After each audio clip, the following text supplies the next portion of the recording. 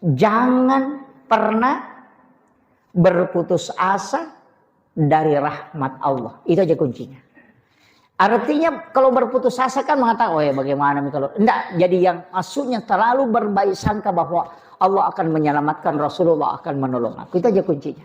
Karena berbaik sangka itulah yang mendatangkan rahmat. Sama aja orang yang sering kena musibah itu kalau mau jalan, dia bilang, "Ai, musibah lagi." Apalagi kalau musibah begini hidupnya, "Ai, tidak ada lagi rezeki." Enggak ada betul rezekimu itu. Nah, biasa begitu. Baru mau jalan lain tidak ada rezeki ini.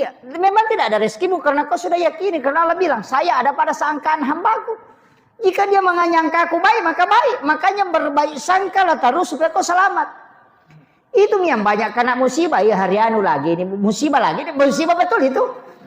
Maka tak lepas itu tak lepas tuh. Karena kau sangkamu begitu. Nah, begitu. Makanya Allah kan mengatakan, aku ada pada sangkaan hambaku. Ya nanti nak ada guru tak ajar berhamana modal. Pegaiwi kapamma decemu kumeko selamat. Artinya perbanyak sangkaan baikmu supaya kau selamat. Karena Allah akan menyelamatkan terus. Makanya ulama kita itu sangkaan baik aja. Insya Allah baik gitu. Sudah.